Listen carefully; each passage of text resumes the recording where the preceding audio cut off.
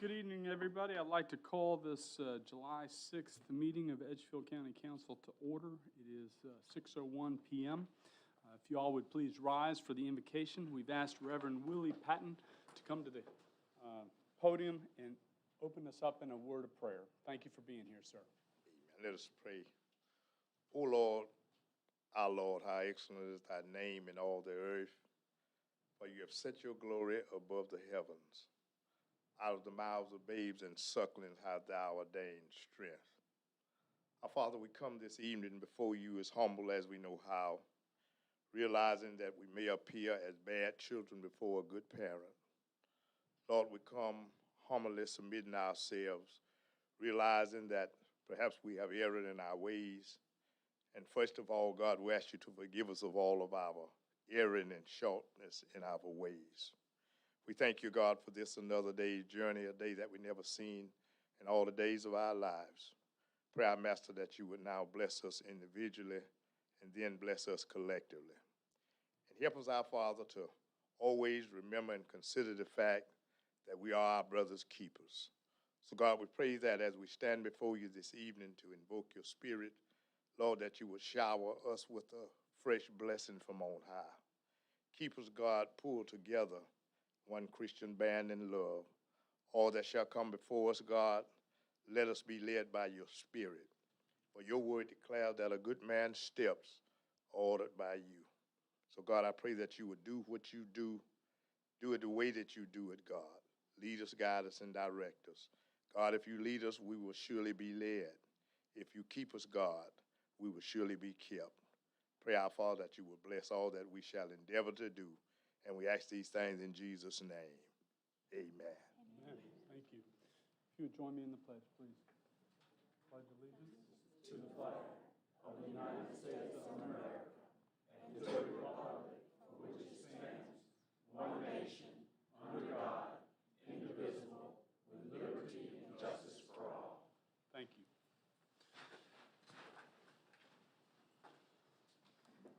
First item on the agenda tonight is the approval of tonight's agenda, and I would like to make a recommendation, and I'll make it in the form of a motion. I would like to make a motion that we move item number 9 under old business to item number 2 so that the attorney that is here to speak about that subject matter can go ahead and go home when that item is finished. So I'm making a motion to amend the agenda to move item number 9 under old business to item number 2. Second, Mr. Chairman. Thank you, Mr. Talbert. So the motion has been made by myself, seconded by Vice Chairman Talbert. Is there any discussion? All right, see none. All in favor, please signify by raising your hand. Okay, that passes unanimously. Now I would entertain a motion to approve tonight's agenda as amended. So moved, Mr. Chairman. Motion has been made by Vice Chairman Talbert, seconded by Councilwoman Kenyon. Is there any discussion? All in favor, please signify by raising your hand. Okay, that passes unanimous. Next item on the agenda is the approval of 2 months of meetings, our April 13th minutes. I would entertain a motion to approve those minutes. So moved. Motion is made by Councilman Campbell, seconded by Dr. Kenyon. Is there any discussion on those minutes? See none, all in favor, please signify by raising your hand. That passes unanimously. Now I would entertain a motion to approve the minutes of our May 4th regular meeting of council. So moved. Motion has been made by Councilwoman Ireland and seconded by Councilman Campbell. Is there any discussion on those minutes? All right, seeing none, all in favor, please signify by raising your hand. Okay, that passes unanimously. We do not have any guest speakers this evening, so the next item on the agenda is comments from the public. These are for items that are on tonight's agenda. And Ms. Potts, I would ask if you'd bring that to me, please.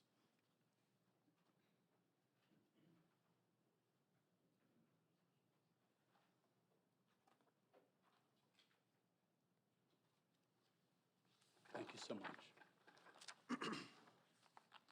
Okay, and again, this is, we have 2 sign-up sections. Everyone has an opportunity to speak on items that are on the agenda and items that are not on the agenda. The first section is for items that are on tonight's agenda. And the first individuals to be signed up are Mr. Mark Gillum and Mr. David Banks.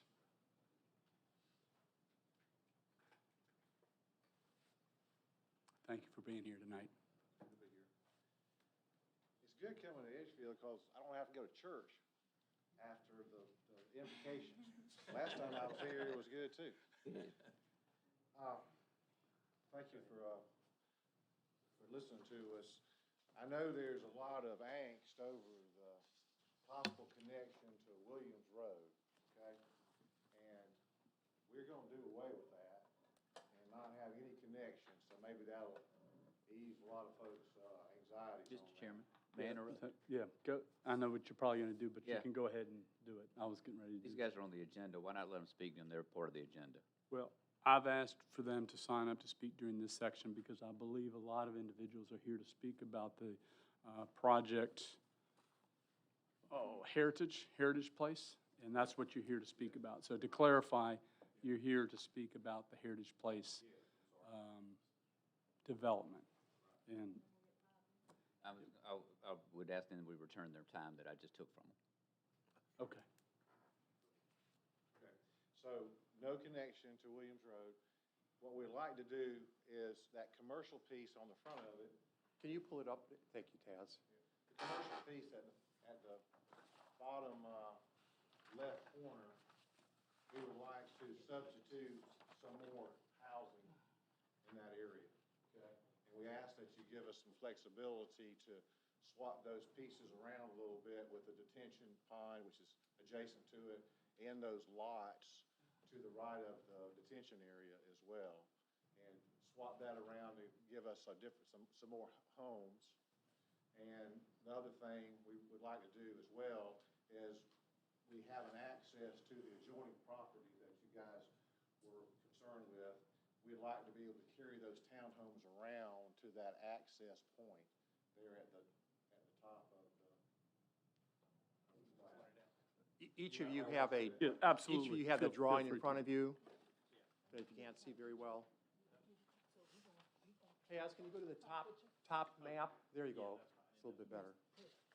We're talking about the commercial area, go ahead. This commercial area, just swapping that in some of the adjoining lots there to give us some additional homes there, additional housing. So just to clarify, there's two main points that you want to make in the public comment section, and you're going to stay for when this is on the agenda as well. The 2 points that I think I heard you say is, one, there will be no emergency exit onto Williams Road. You have moved that to 25. That's correct. And then the second item is that you would like us to consider, when it's up on our agenda, to change the commercial area to additional residential. That's it.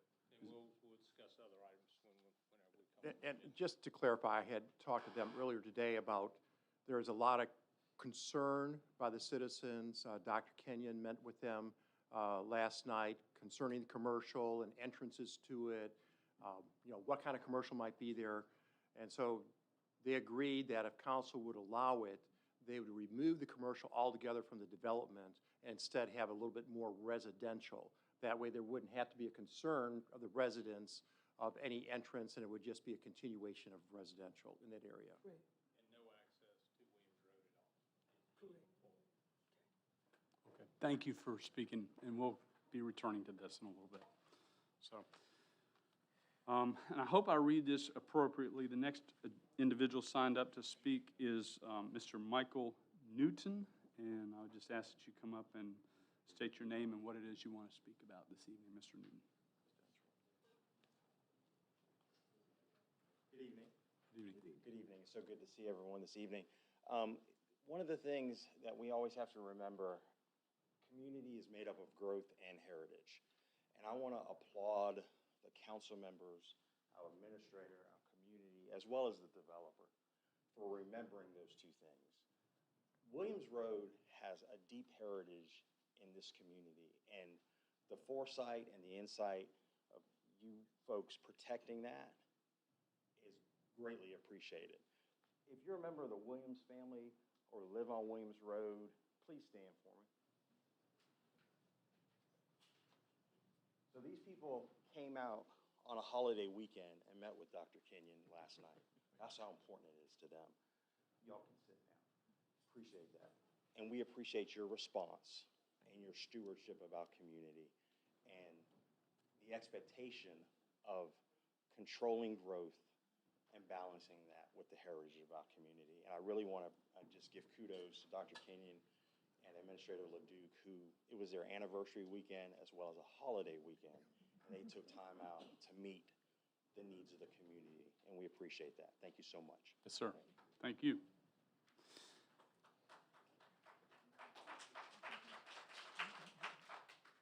The next individual to speak is Mr. Charles Reel, and he's going to be speaking about the salary study.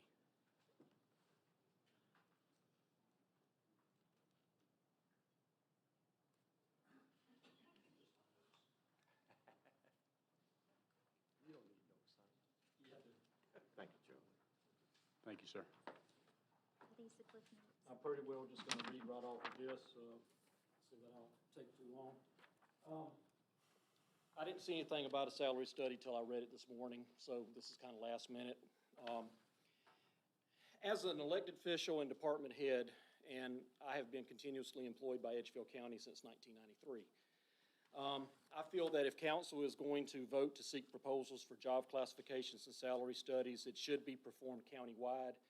I know that on the agenda, it says that they were asking either a countywide survey or for 3 specific departments. So I just feel it should be countywide. With the increase in subdivisions, rooftops, it's common sense to know that calls for service by law enforcement and EMS would increase, that roads would need more attention. That's just common sense. Generac and other CSRA agencies offer better pay, and we lose good employees.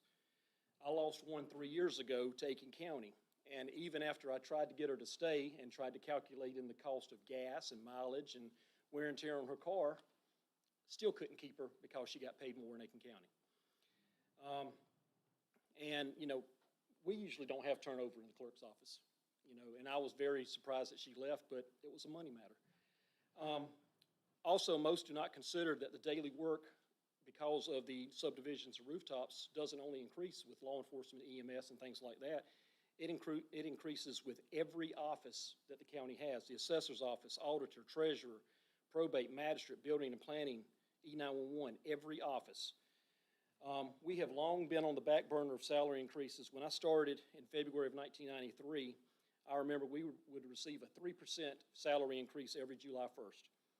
After taxes, that amounted to enough money to purchase 1 can of soda per day. Okay? Right now, I believe that we received I'm thinking it was a 1% increase on this past July 1st. Okay? I calculated that after taxes, that's going to come out to $1 a day. Basically $1 a day, and that's on my salary. But the insurance costs are also increasing, so basically that wipes out that 1%. Okay? Salary comparisons have been done in the past with Aiken, McCormick, Saluda, etc., and I'm going to throw a little more in here. I know that we're always comparing, we're losing people to Aiken County, we're losing them to North Augusta. That's a geographical thing. We can't compare to Aiken County. We can't compare to North Augusta. We don't have the same tax base as they do. We're different than them. That's why they can pay more. Saluda County has less population than we do. Yet the clerk of court, and I'm only going to talk about my salary because I don't think it's right for me to talk about anybody else's salary, because I can talk about mine. In Saluda County, with a lesser population, the clerk of court makes almost $8,000 more a year than I do. And I'm not saying give me more money. I want my staff to make more money. I want all the other clerks and all the other departments to make more money. So I'm asking you to please give them the opportunity to have their jobs and their salaries compared along with law enforcement, EMS, and the road crew. If you turn over on the back page, you're going to see where I found today, there was South Carolina Association of Counties did a wage and salary study in 2020. 254 pages long, I believe it is. Every county in South Carolina, every job in a county position. Now, the first part that you see here, this is for my position, clerk of court, from 25,001 to 50,000 population. If you notice, and I highlighted it for you, I'm the lowest paid clerk in that population range by a long shot. you look down at clerk of court for 25,000 and less, you will see, okay, for Edgefield, my salary range was 42 to 58. Saluta's salary range is 59 to 90. And it's supposed to be based on population. So I don't really understand that. But we're way behind the curve, and there's nothing we can do at one time to change it all. I understand that. It takes money to bring up everybody's salaries. But I feel that if you're going to do a salary study, and it's going to cost about $50,000 to do for 3 departments, you might as well go ahead and spend the 25 extra and do the whole county and give everybody a chance at making better money, or at least trying to make better money, because back in the early 2000s, I think it was, when the Archer study was done, I remember they came in and they said, because I was working at the sheriff's office at the time, and it took us days to fill out those surveys because they want to know everything that you did in your job. And they came back and said everybody was underpaid, and it got thrown in the trash can. So I'm just asking if you're going to What year was that done again? 2003. like 2001? 3. 2003. So if you're going to do a salary survey, I would just ask that you include all county employees. Great. Thank you. Thank you. Appreciate that. All right, the next individual to sign up to speak tonight is Mr. John Pettigrew, and he is speaking about the Neighborhood Center. Thank you, Mr. Chairman, members of council. Appreciate the opportunity to speak tonight. You may recall that at the May meeting, I had a couple questions regarding the sale of the Neighborhood Center. And since that time, I've tried to find some answers to those questions. And I've emailed every member of council on Thursday. I hope y'all got my email. And let me say, I'm not opposed to selling the Neighborhood Center, or I call it the old Edgefield School Building, because that's where I started first grade and where many people in Edgefield County did. And that used to be the Edgefield High School. But anyway, I'm not opposed to that if the county has no need for it and no future plans for that property. But I do think there are certain procedures that should be followed and certain items that should be transparent to the public so that the public, us taxpayers, are assured that we're getting a fair price for that property.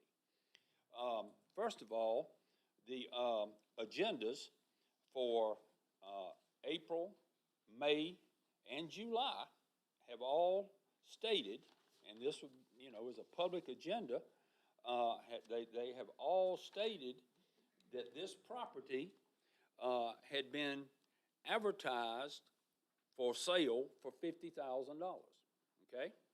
And then the agenda goes on to say there's a person who has offered to pay $50,000. Well, that sounds good and legitimate. If we offered it for sale for $50,000, somebody said they'd pay $50,000, then let's sell it to them. But that's not what happened. In my emails to Mr. LeDuc and Ms. Potts, nobody's found any advertisement for $50,000. And let me say, neither of those two individuals were here during the time period that this has been discussed and talked about. As we know, they're both new in their positions. But anyway, have any of y'all seen an advertisement for $50,000 for this property? Because I haven't, and I could have missed it, but Ms. Potts, I know, looked real hard in the files and the folders and did not find any kind of advertisement for $50,000 to sell this property, even though on the agenda for 3 months, the public has been told that it was advertised for $50,000. Yes, it was put on GovDeals, which is an auction website, and there's no price disclosed on there. It's a bid. You make bids.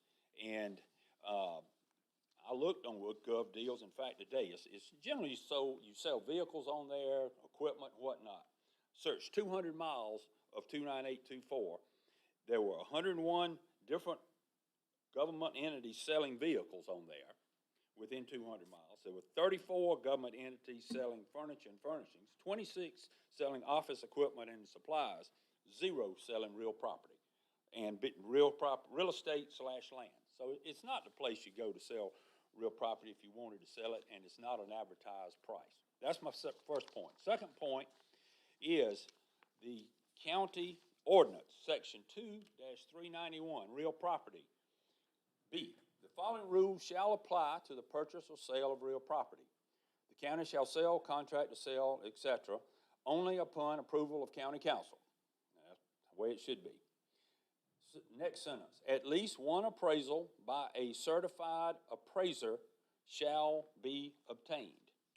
Now, at the May meeting, I asked, had an appraisal been done of the property, and Mr. LeDuc responded no. Have y'all gotten an appraisal of this property? Because in a follow-up email, he did say that back in 2019, that the county assessor had said he thought the property was worth $60,000. Now, that's 2019, and that's the assessor saying he thought it was worth $60,000. I don't think that meets the standards of our ordinance, which says at least one appraisal by a certified appraisal shall be obtained. And you know what appraisal, it has different comparable properties. That's part of an appraisal. And it has to be dated pretty recent to the time you're trying to either sell the property or obtain a loan on the property. And again, this was done in October of 2019. The county assessor, unless y'all have gotten a new appraisal that I don't know about and hadn't been provided, because I've asked about this. So my bottom line is, if you want to sell the property, let's do it the right way. Let's ensure that the taxpayer's value is achieved. Let's be open and let's be transparent about it, and let's follow the county ordinance. And so I'll just leave you with that, and I hope that you will consider that as you go to third reading, and either table it or kill it and start over, and let's do it right. Be happy to answer any questions if anybody's got any questions.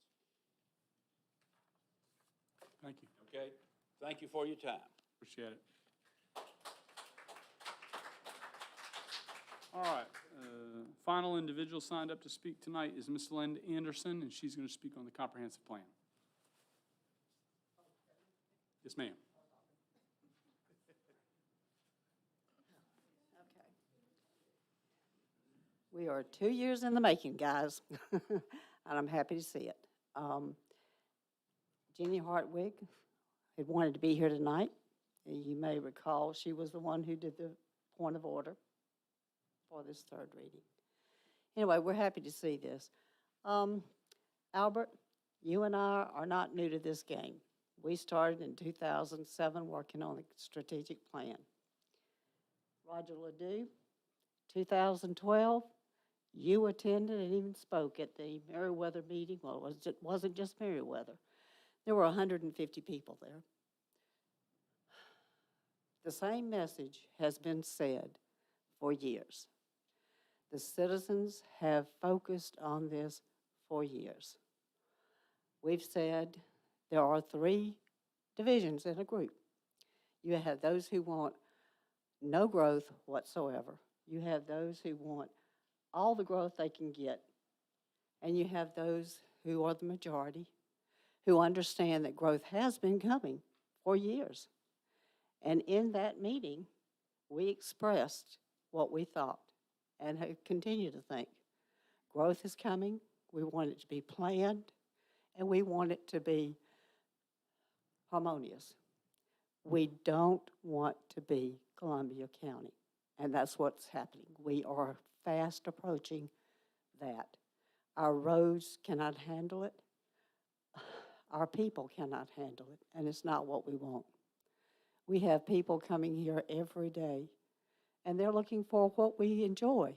We have the peace and quiet and the farmland, or the chickens in the backyard, or whatever.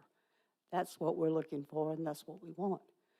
We're not against growth, and we know that some of this density has to be in place. But let's look at the citizens and see, what do the citizens really need? Not what we want, what we need and what they desire. I did a little survey, and I did this a few months ago, And so the other day, I did it again. And what I asked was this. The question was asked many months ago, and the answers were very telling. So let's ask the question again and see if the answers are the same. Why are you here in Edgefield County? Are you a long-term resident, or have you recently moved here, and for what purpose? I have almost 4 pages. Not one single person said they are coming for the hustle and bustle. Every single person said that they are coming for the peace and quiet, and they've come from all over. They've come from North Augusta. They've come from Grovetown. They have come from the north. They have come from the west. And this is what they're looking for. They want the uniqueness. They don't want all this crammed in stuff that we are seeing today. So, thank you for revisiting the comp plan, because the comp plan is the important building blocks. It tells county council, it tells the citizens, and it tells developers when they're looking. This is our vision. This is what we want. At this point, for the last 2 years, the developers have been told, we want you in here, whatever it takes. And that's wrong. That's not how you negotiate. The way you negotiate is just like you did with these gentlemen. The citizens and the developers and the county working together to make this community the best place to live, work, and play. That's been our message forever. And we hold to that today. And we will continue. The comp plan, according to what the Planning Commission have said themselves, is flawed. But we're getting back, with your vote, we are getting back to where we were coming close. Let's work together. Let's don't fight each other. The citizens want to have a community where we can not only grow, but we can sustain our young ones. Thank you. Thank you. Okay, the next item on the agenda is our reports, and I would just ask if there are any comments from our monthly reports.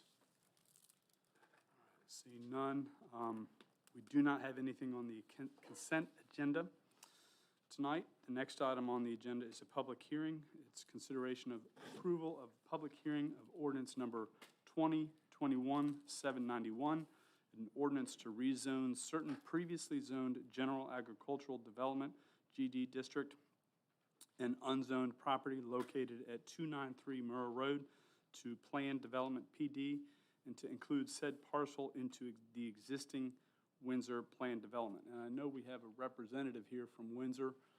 I don't know if there's anything that you would like to say. Okay. Is there any member of the public that would like to speak about ordinance number 2021-791? All right, seeing none, we will close the public hearing.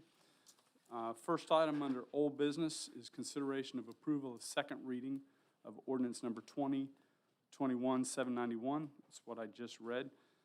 I would entertain a motion to approve consideration of approval of second reading of ordinance number 2021-791. Before doing that, I would just ask if the administrator, Mr. Leduc, if there's anything that has changed. I have nothing. Okay. So I'd entertain a motion to approve this ordinance. So moved, Mr. Chairman. Motion has been made by Vice Chairman Talbert, and I will second it. Is there any discussion? All right, seeing none, all in favor, please signify by raising your hand. Okay, ordinance number 2021-791 passes unanimously. We're going to go to number 9 on old business, which is approval of resolution to hire Burr Furman, 2021-1139. It's in Exhibit 8. I would ask our administrator if he'd like to explain this, please. The Law Enforcement Center has been talked about for well over a decade. And in the local option sales tax referendum that the county approved, it was proposed to have those funds be used to build a law enforcement center. The law enforcement center would consist of the sheriff's offices, where the dispatch would be at, the magistrate's offices, and a jail. We've talked about this continuously for the last several months. We're ready to move forward. We're having interviews on Thursday afternoon to look at who should be the architect. And Tonight, we are asking Burr Foreman, and Franny Heiser is here to talk to you about it. There's a resolution that we'd like you to approve so that she could go ahead and begin to develop a nonprofit that would actually be allowing us to go ahead and pay for the development. So with that, I ask Franny to come up. Good evening, Mr. Chairman, members of council. It's nice to be with y'all. Mr. Leduc, I look forward to working with you on this project. The proposed financing for your detention center is going to be in the form of installment purchase revenue bonds. That form of debt, as Mr. Leduc indicated, is technically issued by a nonprofit on behalf of the county. The significance of the issuer being other than the county is that this debt will not count against the county's 8% constitutional debt limit. In fact, I think the size of this transaction may even exceed your 8% constitutional debt limit. So that type of debt is being used by several counties and municipalities, but the counties are using installment purchase revenue bonds for judicial centers, for courthouses, for detention centers. And so y'all's project fits into sort of a category of projects that we're very, very used to seeing in South Carolina. Only cities and counties can legally use this type of debt in South Carolina. Before Act 388, we all remember Act 388, in 2006, school districts used this form of financing. But one of the things Act 388 did was close the door on school districts continuing to use this format, and but cities and counties are able to continue to use the debt. In an installment purchase revenue bond, the nonprofit, which will be created with y'all's input, it will be, it has to be separate from the county. You know, you don't want the corporation to be identical with the county, because then there could be a challenge that says, well, that's not the debt of the corporation, that's really the debt of the county. So we'll work closely with Andrew and y'all to pick the right people to be on the board of this nonprofit. The nonprofit is never in control of your project. Through the paperwork and the documentation, the county remains in total control. It's just important that we check all the legal boxes so that the debt remains separate from the county. So on an annual basis or twice a year, the county will make payments to the nonprofit. Each payment is called a purchase payment, because with each payment, the county becomes an owner of an incremental piece of the property or the project. And so at the end of the bond issue, at the end of when the bonds are fully paid, the county is the 100% owner of the project. So we will be talking to y'all as we go through this process and making sure that every question you might have and all the details are explained to everyone's satisfaction. But tonight, what we're asking y'all to look at and consider is what we call the green light resolution. The green light resolution that's before you tonight authorizes your county administrator, the interim administrator, to begin the steps needed for your project and needed for your financing. And so, among other things, this would authorize Mr. Leduc to work on sites for the facility. That's an important part of the project. The site selection will come back to y'all. He's not going to pick the site, the county council will, but the research and needs to be done. To begin the procurement for the design professionals, because that's another important part of the project. To engage both my firm and Compass Municipal Advisors as the financial advisor. We will work very closely with the financial advisor in structuring the transaction so that the debt can be, the first 7 years of the debt can be paid for from your sales tax. So we anticipate that no millage will be needed, that the sales tax will be sufficient, at least as long as the sales tax is there. The plan would be to ask your voters to renew that sales tax, and presumably that's what they would do. Most sales taxes have been successful in their renewals. in order to, and so the first set of actions are really to get your project going.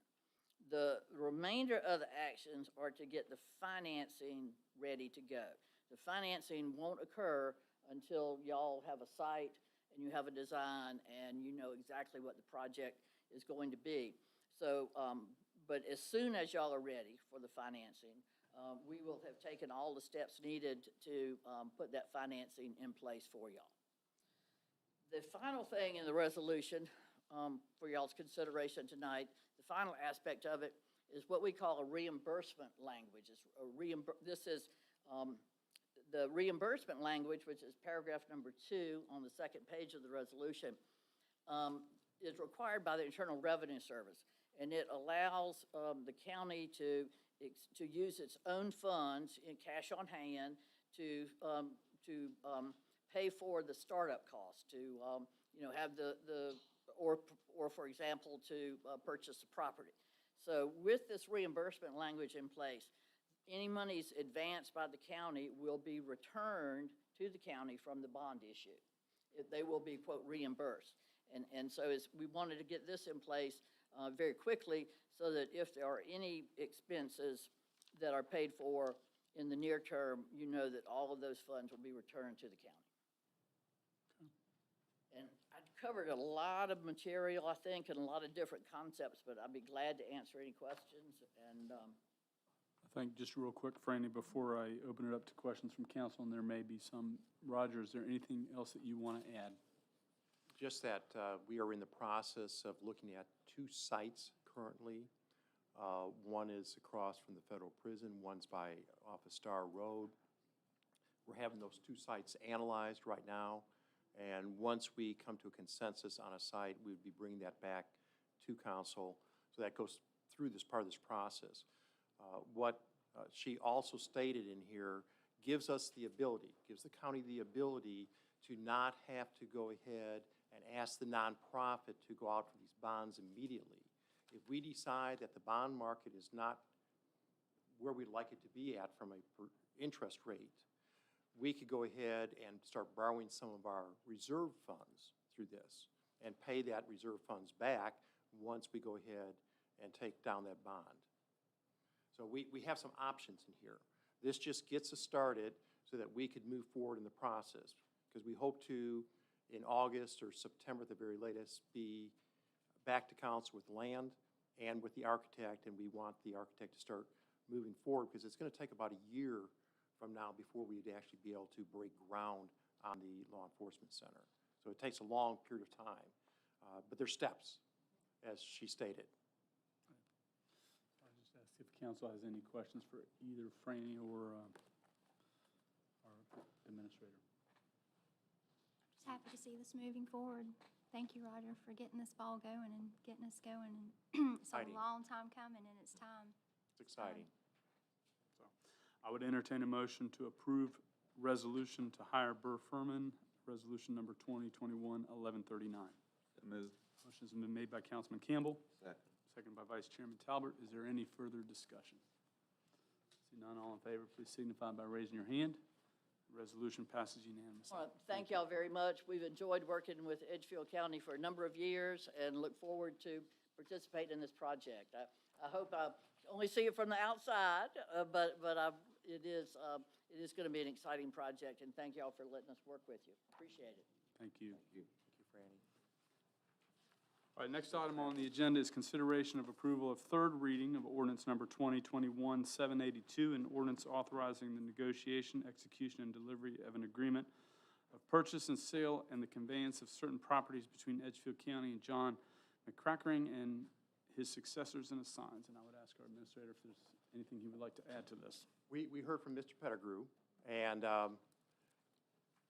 again, as he stated, I was not here, and I know a couple of council members were not involved with this from the very beginning, but it's my understanding that you did go out on more than one occasion looking for a buyer for that site. After not getting any offers whatsoever on that site, it is my understanding that council decided to look at receiving a minimum price offer And so at a council meeting, I believe in fall of 2018, you had authorized the administrator to seek someone to buy the site for no less than $50,000. That's when he went ahead and put on gov deals. I'm not too sure exactly how else he advertised it, but you finally did get an offer at $50,000. He did go to the assessor's office. The assessor's office has certified appraisers there. Again, that's what they do on a living day in and day out to appraise property to make sure the proper assessed value is put on it from a tax standpoint.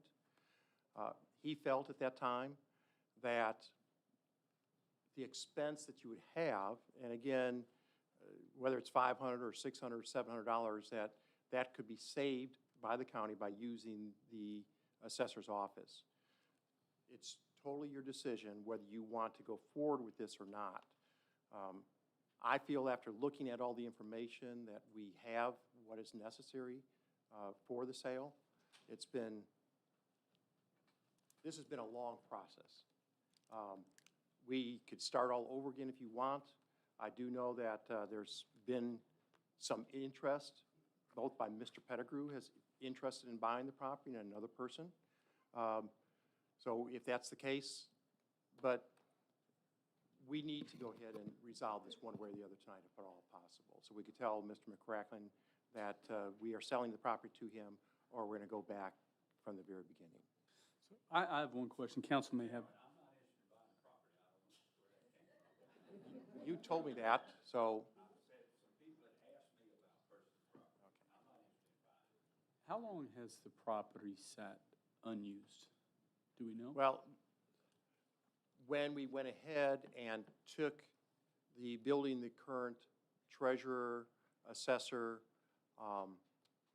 are at, and moved them from the courthouse, then we moved everybody out of the neighborhood center because there was room in the courthouse for some of those operations.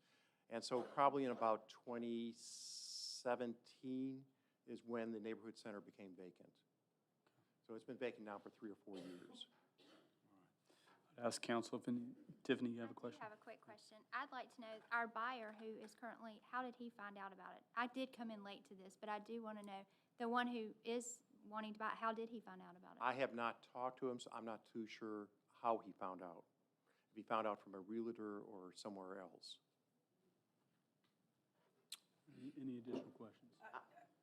Dr. Kenyon. I'll come back to you. I would first like to say to Mr. Pettigrew, yes, I did get the email. I did. And I pondered over it. My only question was, when Mr. Paradise was here, and it did come up about the building, and that was 2017. I mean, since it's been vacancy. I'm kind of curious that whoever want to purchase it now, why now? Why they didn't come forward earlier? I mean, I don't know, can he answer that? I don't know. I mean, 3 years since it's been vacancy. That would be my only question. And I can't give you that answer as to why. Okay, Mr. Talbot. Okay, only concern I have, I know that the council, we do like to do the right thing. So I would kind of turn it to, what is your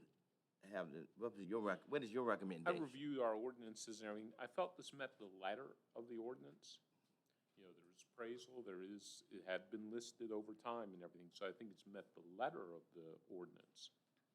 I've also read Mr. Pettigrew's letter and everything, and he does bring up some valid points, but I think we were within our criteria to approve this. But I'm basically leaving up to council. If you're uncomfortable with it, but it does meet the letter of the ordinance. There's no further questions or comments. I would entertain a motion to approve third reading of ordinance number 2021-782.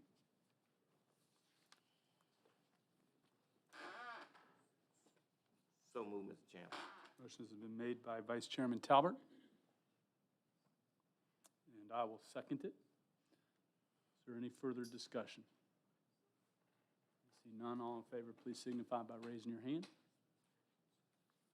3 in favor, all opposed? Oh, 4 in favor, I'm sorry. Opposed? Abstain. I'm raising my hand on this one. In favor? In favor. Okay, so it passes unanimously. Thank you. All right, next item on the agenda is consideration of approval of third reading of ordinance number 2021-786, an ordinance authorizing the development of a jointly owned and operated industrial business park in conjunction with Aiken County. Such industrial business park to be geographically located in Aiken County and established pursuant to Section 41170 of the Code of Laws of South Carolina, 1976, as amended, to provide for a written agreement with Aiken County to provide for the expenses of the park, the percentage of revenue application, and the distribution of fees in lieu of ad valorem taxation and other matters related thereto. And I would just ask if our county administrator, if there's anything that has changed since our second reading on this.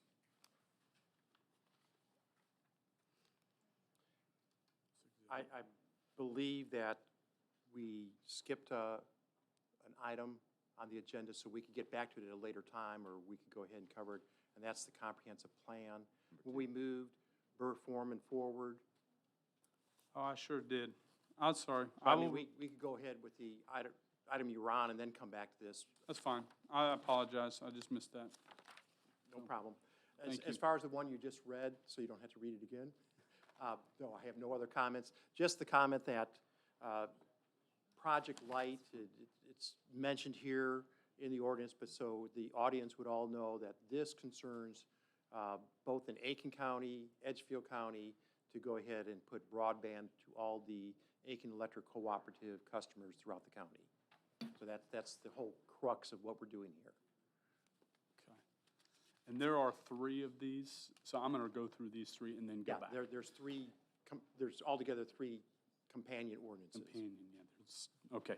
So I would entertain a motion to approve ordinance number 2021-786. So moved. Motion's been made by Councilman Campbell, second by Dr. Kenyon. Is there any further questions or discussion? Seeing none, all in favor, please signify by raising your hand. That ordinance passes unanimously. Next one is very similar, just different location. Consideration of approval of third reading of ordinance number 2021-787, an ordinance authorizing the development of a jointly owned and operated industrial business park in conjunction with Aiken County, this one to be geographically located in Edgefield County. And assuming everything is the same, I would entertain a motion to approve ordinance number 2021-787. So moved, Mr. Chairman. Motion's been made by Vice Chairman Talbert, second by Councilwoman Ireland. Is there any further discussion or questions? Seeing none, all in favor, please signify by raising your hand. Ordinance number 2021-787 passes unanimously. Next one is consideration of approval of third reading of ordinance number 2021-788, an ordinance authorizing the execution and delivery of a fee in lieu of tax and incentive agreement by and between Edgefield County, South Carolina, Aiken Electric Cooperative, and its subsidiary for acting for itself, one or more affiliates and/or other project sponsors. Similar, just ask if there's nothing new to that. I would entertain a motion to approve ordinance number 2021-788. So moved. Motion's been made by Councilwoman Ireland, second by Dr. Kenyon. Is there any further discussion or questions? Seeing none, all in favor, please signify by raising your hand. Okay, that ordinance number 2021-788 passes unanimously.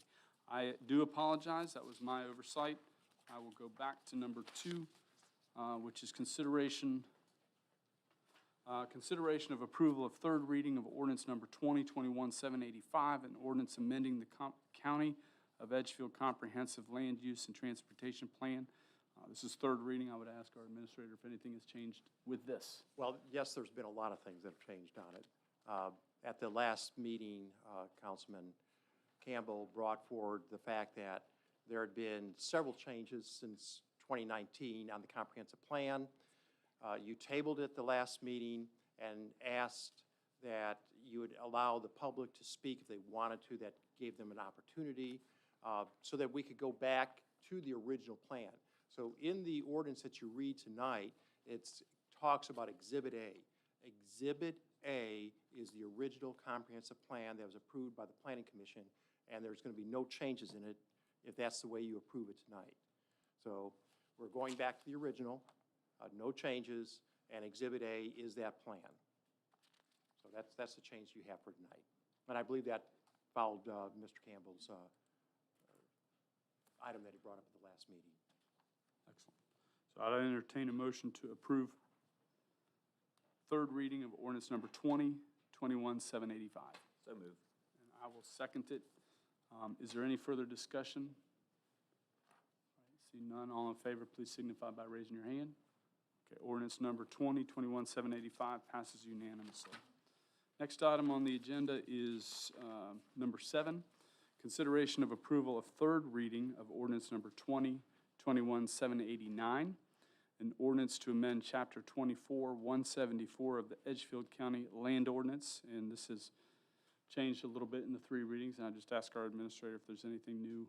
There's nothing new, but just to clarify, to get to the audience, what we're saying in unzoned pieces of property, because again, we are not using what was referred to as the LMO. We are looking at Chapter 24 primarily in our Code of Ordinances, and within that Code of Ordinances, it allows much smaller acreage of land to be developed, and so we're stating that if there's water but no sewer, it's going to be 1 acre. If there is no sewer and no water, it's 2.5 acres, minimum lot size. So that's the change that we're making for those areas. So I would entertain a motion to approve third reading of ordinance number 2021-789. Motion has been made by Councilwoman Ireland. Second by Vice Chairman Talbert. Is there any discussion? Mr. Chairman, just want to make it clear that the ordinance would be worded as the ordinance is in the memorandum from the Edgefield Planning Commission with those changes. The size is not the ordinance that's in the first part of your section, which still has the smaller sizes. We originally proposed smaller lot sizes. It's going, instead of being a half and a 1 acre, It'll be which we 1 and recommended, it's going to 2.5. be an acre and 2.5. And that's outlined in the memo from the Planning Commission. Which is excellent. So, is there any further discussion? Correct me if I'm wrong, but this has a sunset clause, correct? And let me just explain what that sunset clause really means. Starting Thursday, we're going to be going back to the Planning Commission to talk about the small group meetings, the results from those, and I'm going to talk about that a little bit in the administration report. That's going to start the process to go back to our original codes, Chapter 8, Chapter 24, Chapter 30, and Chapter 44 of our Code of Ordinances. That essentially is the development codes for the county of Edgefield. We're going to be taking those codes and updating them and bringing them forward, taking what was drafted as the LMO, maybe taking some sections and using that, but essentially we're going to start with the base being those 4 chapters and moving forward with it. In those 4 chapters, that's the acreage that you're going to be having in there. So when we get to that section, we'll be looking at it a little bit more carefully and saying, well, is 1 acre and 2.5 acres the proper size, or do we need to make it something different? Our goal, again, is to present part of the changes for these chapters to the Planning Commission in August, some of that in September, and hopefully in October have a vote. Maybe in as early as September if everything goes well. I tend to be too optimistic, so it's probably going to be more like October. Those changes then, of course, go to County Council, and until we go ahead and the third reading from County Council, you will have the 1 acre and 2.5 acres. But that could change in the next 6 months as we go forward. That, and you'll have another ordinance in a little while that's again talking about minimum lot sizes in some of the developed areas or the zoned areas. So that's the sunset clause that sometime, hopefully later this year, we'll either affirm it or make some modifications to it. Any further questions? All right, See none, all in favor of ordinance number 2021-789, please signify by raising your hand. Okay, and that passes unanimously. All right, the next item on the agenda is consideration of approval of third reading of ordinance number 2021-790, an ordinance to rezone certain previously zoned general agricultural development, GD, and unzoned property located at Edgefield Road and Williams Road to planned development, PD, and approve the concept plan for the said property's development. And I would just ask the developers of Heritage Place if they'd like to come up and add anything that they've already, to what they've already stated. You're welcome to if you would like. And while they're coming up, just for the audience sakes, on the wall over there is the proposed development that we're looking at.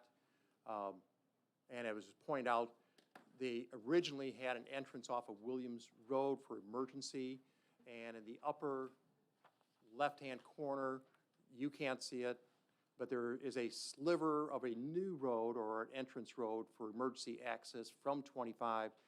The reason council is getting that before you tonight is we did not receive approval from DOT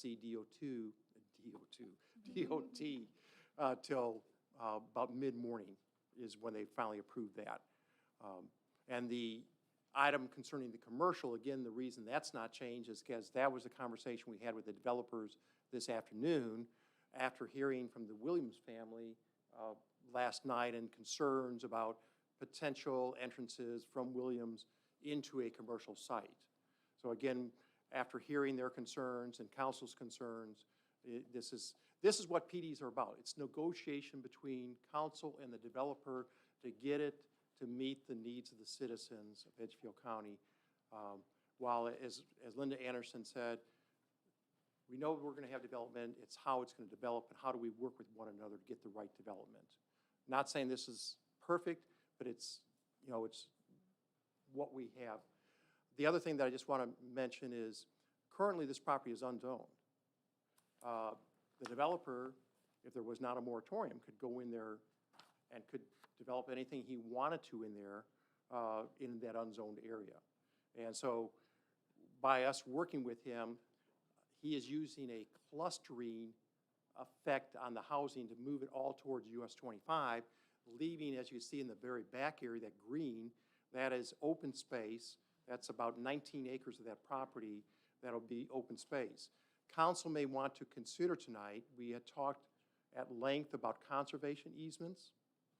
Conservation easements are a great tool and something we may want to use in the future. The only conservation easements that we know of in Edgefield County is one that was put together by Donnie Thompson and Andy Jones. It's for a 600-acre piece of property along the Savannah River. And they developed their own conservation nonprofit to do that. Aiken County has the Aiken Land Trust. And again, if this is the direction we want to go, and I think it's a great direction, it's something that we have to give the Planning Commission and others, talking to developers, how do we move this forward? Because a conservation district is going to have certain requirements as to the size, is there going to be continuity, what's the value of the property, does it bring value to that land trust? And so there's a number of things that they would be looking at. This particular piece of open space is going to have a walking trail, that's that kind of dotted line going through the green section. It's going to, in that little brown section, that's a dog park. The blue section is where the stormwater is going to go. A land trust might have accepted that, they might not have. But again, that takes several months to get to that point. So because of that, if council wants this to move forward, you may want to have as one of the conditions that no residential development can be done in that green area or in that open space area. Number two, that, and I know the developers are stating this anyways, but there would be no access along Williams Drive into the property. That way it's in writing, it's there. No one could ever say that we didn't have that as part of our conditions. And with that, I'm going to stop talking and let the developers go ahead and tell us what more they might want to tell us. Yeah, David Banks, seems like I know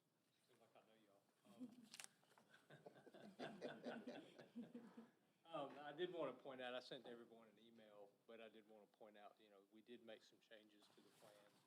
I do learn from Excuse y'all me. telling me. I don't think they can hear in the back. I'm sorry. Oh, that's fine. Yeah, I'll move closer.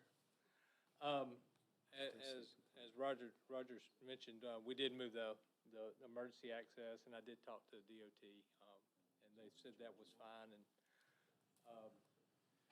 the park location, we moved that to the more centralized.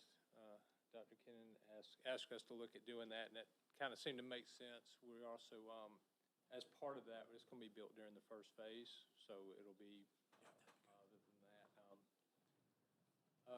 We also reserved the area for the future connection to the north of the plan. It's a hatched out pattern. And what I think we talked about, and everyone is agreement that Mark would reserve this area for that connection until we plat the last lot. And the reason for that is, the same reason the Williams don't want a road tied into their subdivision. If you establish this whole thing and then all of a sudden you tie in a Walgreens or a gas station driveway into there, I would think you'd probably have the same people sitting here. And that would also allow him to, when they're developing their lots and they build or are building houses, they can just continue and build this house at the same time and not have just a separate, construction going on when everybody's eating breakfast in the morning. We also asked about the buffer along the Highway 25.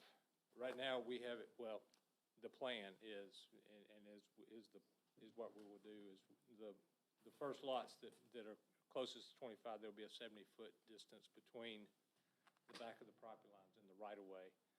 20 feet of that will be in a co-op easement, which they will clear and to put their power poles in.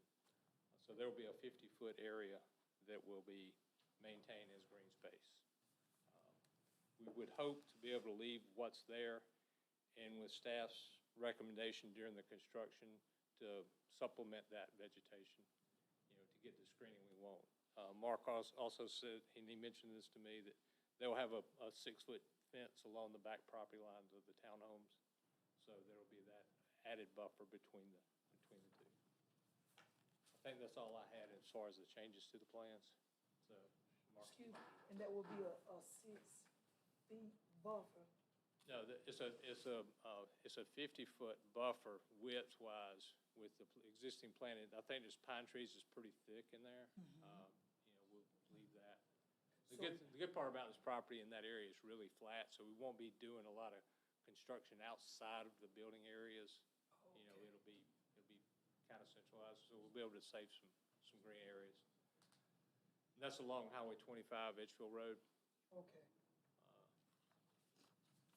So you're definitely not doing the commercial now, correct?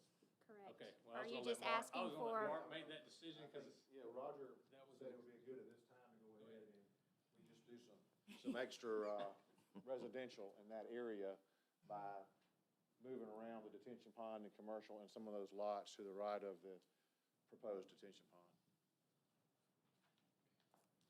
What council could do is, if you go along with his suggestion, would be that you approve the plans and the developer would provide the planning commission or the building inspection or the administrator, however you want to word it, showing that the final plat, or not the final plat, because the final plat is when everything's built, but the preliminary plat showing no commercial, and instead there would be residential development.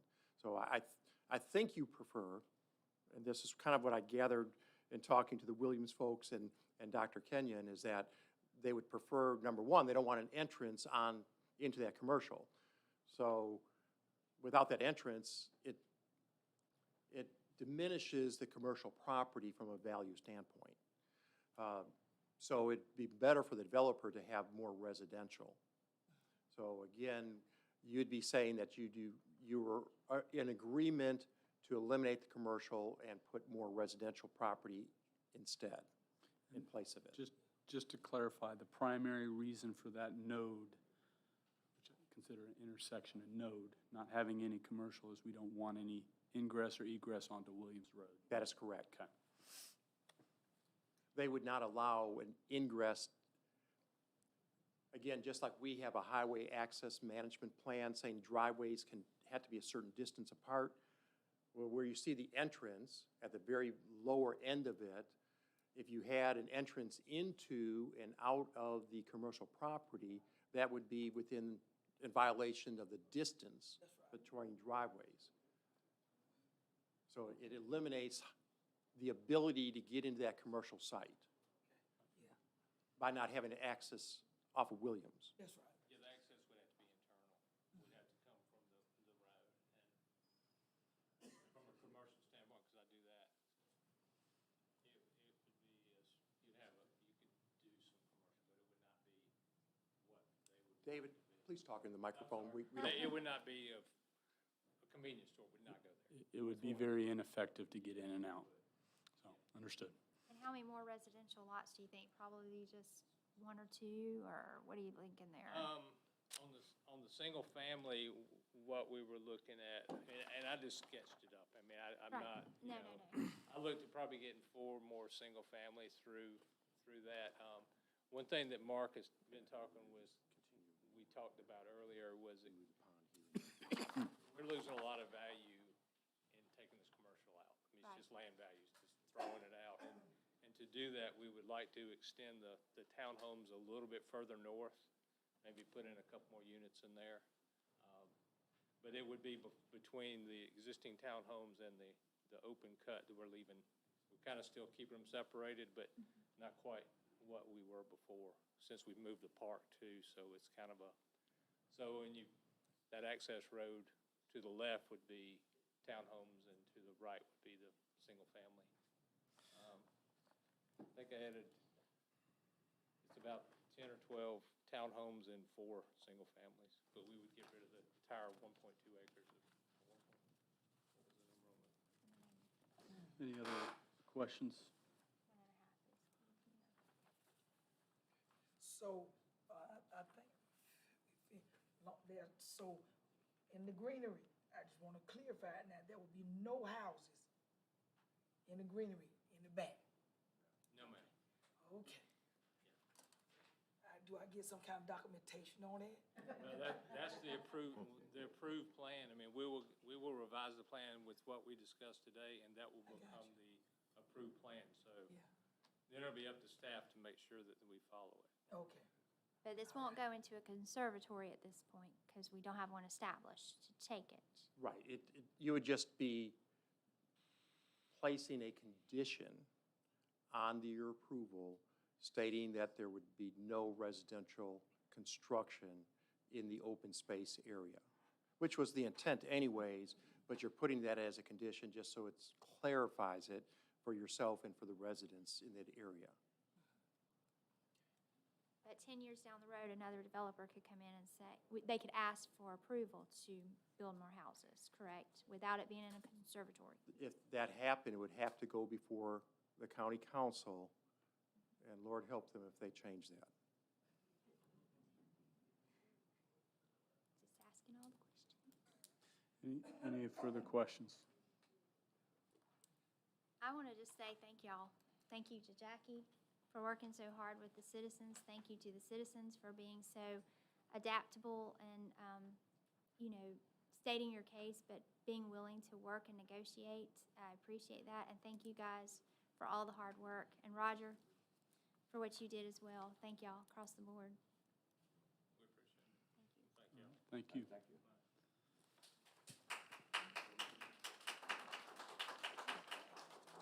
So I would, Mr. Chairman, just some technical issues. I'm looking at the ordinance that's in your package.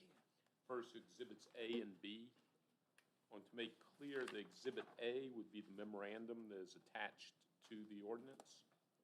Exhibit B is actually a part of that memorandum, which is the halfway down the first page, which has Planning Commission recommendations.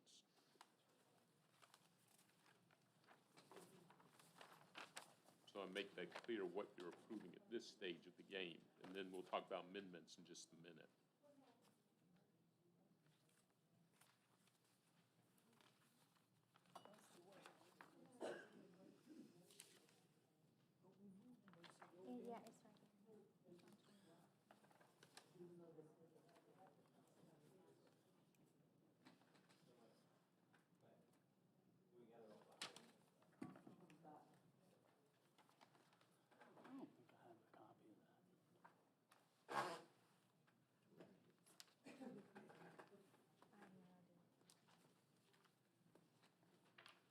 It's going to look supposed to like be in- this. Yeah, can I look at your copy for a minute?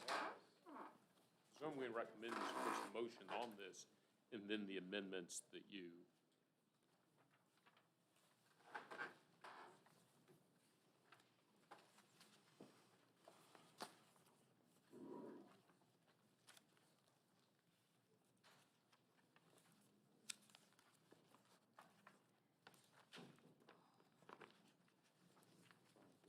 That's plus any amendments. If that's not council, if this is not council's intention, then we basically need to. You don't have that either? Yeah, conditions, right. I can't find it if I do. What you're looking at is the base of this, and then on top of that's going to go ahead and be any conditions that you'd want.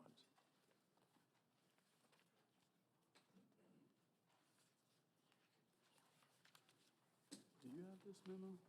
Oh, yes. I apologize, I just want to look through here one more time. It didn't get put in the right spot. Right here. Right here. 22. I think the confusion is, you've got a two-page ordinance, then the attachment, it says memorandum, is one of the, Okay. That should be Exhibit A. it doesn't say that. It- That's- Right, right. That's- That's I why I think wanted to that's what's- clarify That's why we're trying to what clarify. Exhibit A was. That's what we're trying to clarify. I'm sorry. All right. Exhibit B is actually part of Exhibit A. In other words, you're not going to see Exhibit A. You see a two-page ordinance followed by a memorandum. The memorandum is Exhibit A. What you're holding in your hand is Exhibit A. It just doesn't say that. I just want to clarify that. All right, so I would entertain a motion to approve ordinance number 2021-790 as presented With conditions. with the conditions. You need to state the conditions. And then we're going to have amendments for the conditions, correct? I was looking at just getting the ordinance and then doing the amendments as the conditions.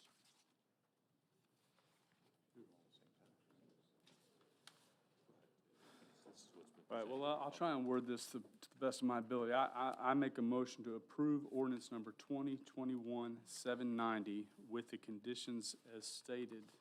There will be no entrance onto Williams Road for either the residential or the commercial area, and the commercial area will be transferred into a residential area with designs to be shown at a later date, probably within the next 30 days. And the green space in the back is to be left green space indefinitely. Second. So a motion has been made by myself, seconded by Vice Chairman Talbert with the conditions as stated. I'll open it up for questions or discussion.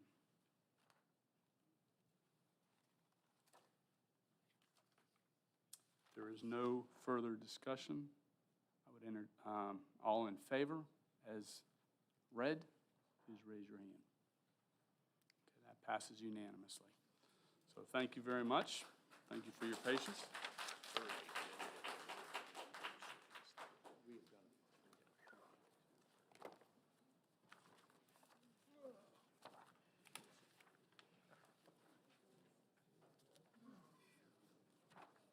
All right, last item under old business is approval of a safety award. And I would ask our administrator to explain this for us. This is exhibit number 9.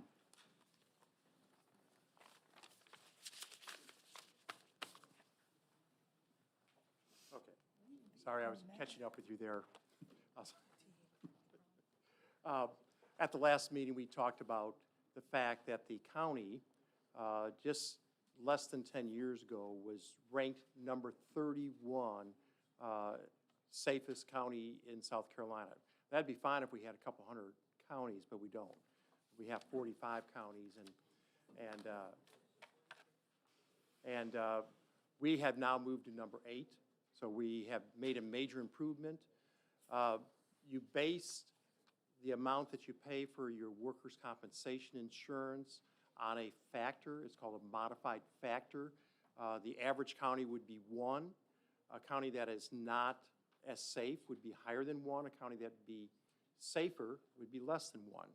We went from a 1.2 to a 0.75. During that time, we've saved over $100,000. And I would like to go ahead and recognize the employees in some way for the great job that they did.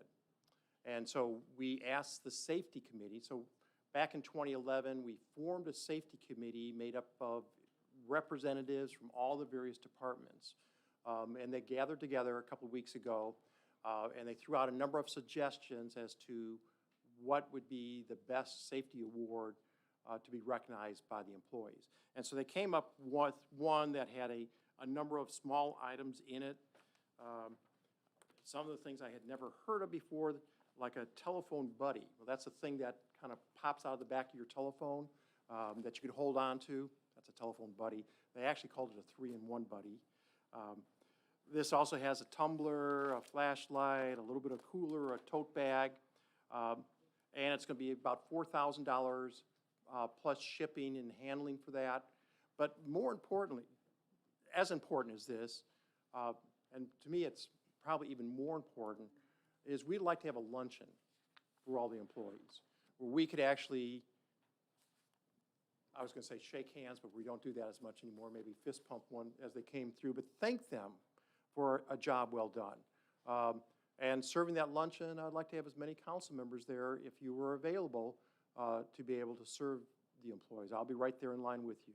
But to really celebrate with them this award that they're getting for being safer, and then at that time we could hand out the safety award. So altogether, between the two, between the little gift, about $1,500 for the luncheon, it'll be under $6,000. So we're asking you to authorize or approve a little gift for them, plus a luncheon that we'll have probably within the next 30 to 45 days. Well, I would just like to say I'm thrilled to all of our county employees for the work that they have done to achieve this standing, and I would love to come serve them. I would just ask, before we entertain a motion, if council has any further questions or comments for our administrator about this. We Let did me talk make about it one last more week. statement. Leanne Anderson has headed up that safety committee faithfully for the last 10 years. And she is to be highly commended for staying on top of these employees. Basically what they're doing is, if they see something unsafe happening in the county, they get that corrected so that we won't have back problems and trips and falls. Take the EMS. They made a recommendation and council approved it back in 2012 that we'd go ahead and get lifts on all the equipment to hold the body as they were putting it into the ambulance, so they don't have to lift that 200, 300, 400, 500-pound person, and because we were getting a number of back injuries. So it's things like that that have made us safer, and made us more aware of issues as time went on. So again, if you get an opportunity, tell Leanne thank you. Tell the safety committee thank you for a job well done, because it's they're the ones that got us to this point. Any other comments or questions from council? I see none. I would entertain a motion to approve this safety award. So move, Mr. Chairman. Motion has been made by Vice Chairman Talbert, seconded by Councilwoman Ireland. Is there any discussion? All right, see none. All in favor, please signify by raising your hand. And that passes unanimously. Thank you. Next item under new business, we are now under new business, is consideration of approval of first reading of ordinance number 2021-792, an ordinance to amend chapter 2432 of Edgefield County Land Ordinance. This is exhibit number 10, and this has to do with currently zoned lot sizes, currently zoned land. One of the things we heard from these small group meetings on a fairly consistent basis, especially in districts 2, 5, and 4, so the lower part of the county and along 25, is that in zoned areas, the property that was being developed was too dense. There was just too much development in some of these areas. We looked at the ordinances, and right now it says it's 12,000 square feet is the minimum lot size. We're recommending that we raise that to a half-acre minimum lot size. That way, in some of these zone properties, we won't have as dense of a development. And I think as you get less density, then you'll have less traffic, you'd have less other issues that go along with that. Again, this will be re-looked at as we look at those 4 chapters within the Code of Ordinances. But at least gets us started because it's going to be many months before we go ahead and finalize that. So we're coming to you with this recommendation. It has not gone before the Planning Commission yet. So it'll go before the Planning Commission. We'll talk about it briefly on Thursday. They may have some changes to it, but we wanted to get this process started just like we did with that 1 acre and 2.5 acres, because we think this is important for the county of Edgefield. Okay, so just one clarifying thing. Currently, areas that are zoned residential, the minimum lot size is 12,000 square foot. Correct. And this is changing it to double that, basically. Essentially, that's correct. I would entertain a motion to approve first reading of ordinance number 2021-792. So moved. Motion's been made by Councilwoman Ireland. Seconded by Councilman Campbell. Is there any discussion? Mr. Campbell. Just a question for the administrator. So this is for zoned areas, but for unzoned, there won't be a minimum like that. There's a minimum, but not like this. Currently, if they have water and sewer, like the development that we just approved, they do not. And so again, these are some of the things that we're going to be having to look at as we go through and come up with some development regulations for the county. Not land management, but development regulations for the county. And if I understood this ordinance right by reading it, it looks like once we advertise it from a county council point of view for comment, it automatically becomes in effect. In other words, it doesn't take, just to make sure everybody understands, it's not third reading, it's when we advertise it, it becomes effective. That's correct. And that's important. And I'll let Mr. Campbell say why it's important. Well, I think you want people to not sneak under the wire if you can, but Go. but there's still that opportunity. But it's the only way we can handle it legally. But yes. Any other questions or comments? Roger, this has the sunset clause as well? Does this have a sunset clause? It doesn't, it's like the other one, because again, this one, it's probably going to be approved within months of us going ahead. But it's something, again, we're going to take a look at. I'm not saying that the final regulations are going to have a half acre. They might have a little bit more, they might have a little less. And we're going to have to look at, again, if you take a look at the zoning map that we currently have, I would say that probably 90%, not 90, but probably 70, 80% of the county is not zoned, and that there's only a small portion along 25 and the border on the southern portion that is zoned. I would foresee that we're going to be expanding some of those zoned areas, but I'd also would see that a lot of the unzoned areas are going to probably, in the end, stay unzoned. But we're a long ways. We need to hear from the public as we go forward with the Planning Commission to see exactly where we're going to go. And I'm basing a lot of this just on observations and hearing from the public through these small group meetings. That, as to what, especially in District 1 and 3, their biggest objection was, wow, we went from no zoning to everything zoned. And there was a lot of people that did not like that. Other questions or comments? All right, seeing none, all in favor of approving ordinance number 2021-792, please signify by raising your hand. Okay, that ordinance passes unanimously. Next item is consideration of approval of resolution number 2021-1138, a resolution providing for an intergovernmental agreement between Edgefield and Mccormick counties. And I'll just ask the administrator. This is a resolution that you've been passing since 2002, which allows the two counties to work together for a convenience center. Would entertain a motion to approve resolution number 2021-1138. So moved. Motion's been made by Vice Chairman Talbot, second by Councilman Campbell. Is there any discussion? All right, seeing none, all in favor, please signify by raising your hand. That passes unanimously. Next item under new business is consideration of approval of extending the HVAC contract with Cullum Services. I'll ask our administrator to explain that. Again, this is something that county approved about 5 years ago.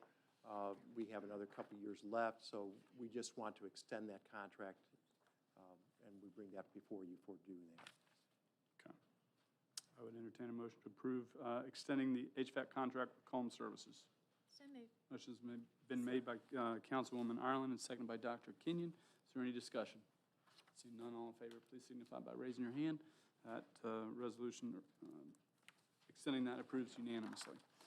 All right, next item is consideration of authorization for the County Council Chair to sign a memorandum of understanding with the South Carolina Work Center. This is exhibit number 12. I'll ask our administrator to explain that, please. Again, this is something we've been doing for some time. It's just to continue working with the Upper Savannah COG to continue the workforce agreements that we have. Okay. Entertain a motion to approve authorizing myself to sign a memorandum of understanding with the South Carolina Works Centers. So moved. Motion has been made by Councilman Campbell, second by Dr. Kenyon. Is there any discussion? All right, seeing none, all in favor, please signify by raising your hand. That passes unanimously. Next item is a resolution transferring authority over the county archivist from the county administrator to the clerk of court. And this is exhibit number 13. I'll ask the administrator to explain that, please. Just a little bit of historical background on this. In 2005, the archives were staffed entirely by the county. Tricia Glenn retired at that time. She was a long-term worker at the archives. We worked out an agreement with the Edgefield Civic League. I had stated here as the Genealogical Society. It's really the Edgefield Civic League that we have an agreement with. And they provide services from 9 to 12 every day at the site. They also will come during other hours if necessary, if somebody really needs to do some documentation. Frequently, there's someone there till 2 o'clock every day doing work through the Edgefield Civic League and the Genealogical Society. I had a chance to talk to the clerk of court about this recently, and as Tanya Guy mentioned at the last meeting, there are certain pieces of equipment that would be an enhancement for the archives. The clerk of court has this equipment. And essentially right now we have the more modern records, I'll just say from about 1930 on at the courthouse, and then we have the older records dating back to 1785 in the archives. He proposed that he could go ahead and get some grants at times, he could go ahead and get supplies at times, plus he has individuals that are at the archives on a regular basis looking up records and have the knowledge of how to work within the archives, and they could provide some of that staff members if needed, if somebody comes and needs information, that he could send someone from the courthouse over to that area. And it made great sense for us to work together, and instead of it being under the administrator, the clerk of court has certain funds that they're available to get through the court system that we cannot get through grants. We talked to the chairman or president of the Edgefield Civic League about this, had a couple of discussions on it. He was in agreement, and so we are recommending that we would have the archives, instead of being under the administrator, they'd be under the clerk of court. Now, a citizen going there, they'll see no difference whatsoever. Tanya Guy will still be there. She'll still operate it. She'll still be doing everything. It just means in future budgets, it'll be under the clerk of court. And he would then be able to, because it's underneath him, and by the way, this is the way it is in many of the counties, in fact, most of the counties in South Carolina. We believe that they'll be able to get grants and other materials that we currently have a difficult time getting. So we are recommending that you go ahead and move it from the administrator's position to the clerk of court. I would entertain a motion to approve this resolution transferring authority over the county archivist from the county administrator to the county clerk of court. Second. Motion's been made by Dr. Kenyon, seconded by Vice Chairman Talbert. Is there any discussion? Mr. Campbell? Since the clerk of court is here, just kind of a question if I can. You know, this past budget cycle, we had Tanya come and give a sort of a separate budget request and all that. Will that still come from her, or will it be included in your budget? And will you represent her instead of her having to come separately? Opinion on that is Come, that the come, archives, come up to the mic, please. the archives should still be a separate budget, have its own budget. That I would be able to make decisions over on supplies and things like that. And if she needed extra money, then I can dive into some of my budget funds or find grants or things like that. But I think just like we have clerk of court, then we have court, we would also have archives. So I would have 3 sets of budgets under my umbrella. So with the budget that we'll get from you eventually, we'll include her, obviously, and she won't have to come Right, present it she wouldn't have to separately. come before council for budget items. I would be the one that goes through the budget items and either asks for more money or, you know, tries to penny pinch and get more for the dollar. Okay, thank you. Is there anything else you want to add to this discussion? No, except just I'm the Register of Deeds also, and the Register of Deeds is the keeper of the record. And probably 90% of the records that are in archives are the Clerk of Court Register of Deeds records. It's our court records and our land records. So it's just housed in archives, but it's still, you know, our records. So I just, my staff at the Register of Deeds office is very well versed with land records and deeds and all that. So if at any time Tanya's not available in the afternoon, because right now they would call her at the Tompkins Library and she would come over and wait on somebody. Well, if she's not available or, you know, we just don't want to call her and take her away from Tompkins Library, I have staff that I can send over, I would go myself. Okay, great. And so we would always be able to assist somebody in the afternoons also. That's great. Thank Thank you. you. Thank you. We Keep up the appreciate good it. work. We really do. All right, so all in favor of transferring authority over the county archivist from the county administrator to the county clerk of court, please signify by raising your hand. Okay, that passes unanimously.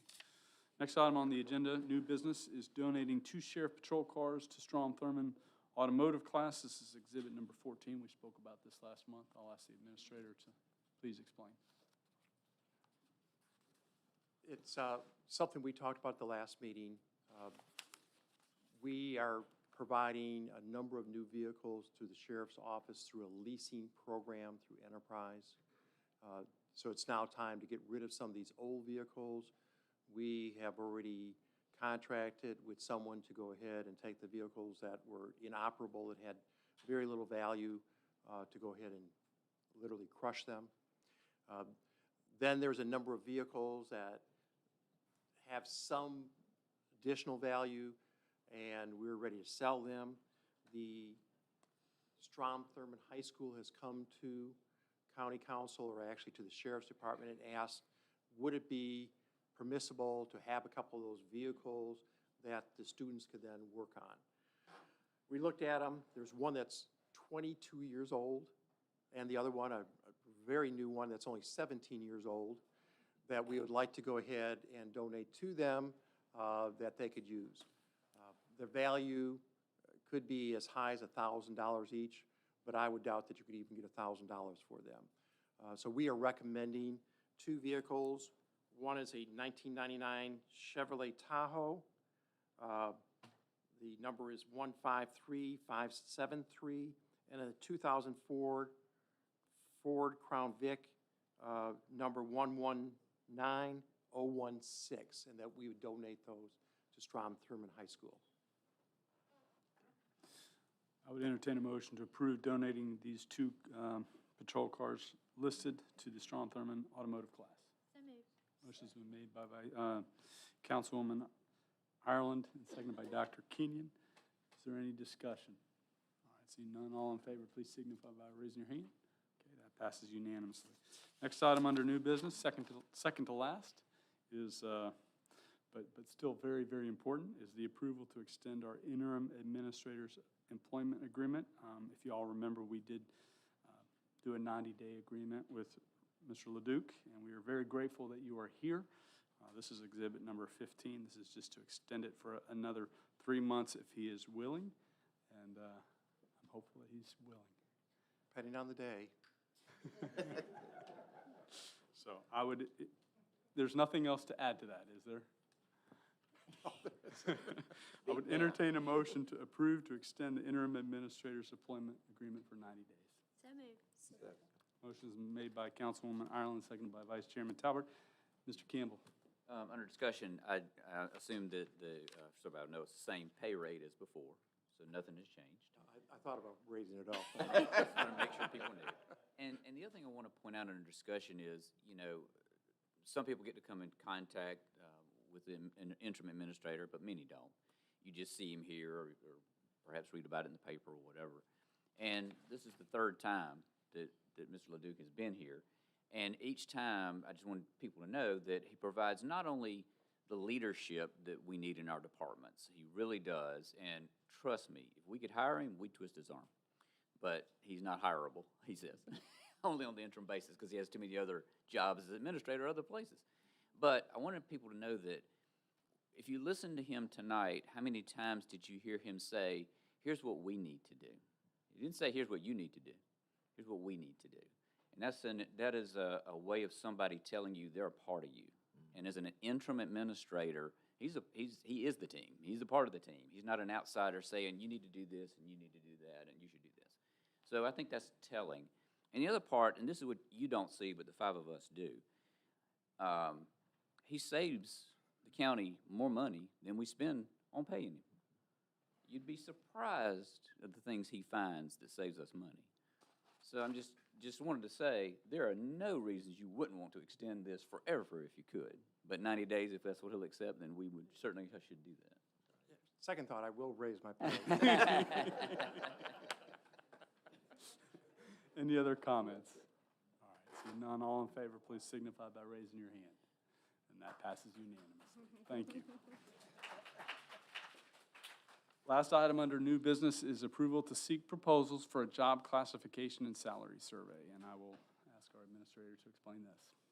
I've had a chance to talk to many of the departments here and see the angst and concerns that many of the departments have because we're losing people.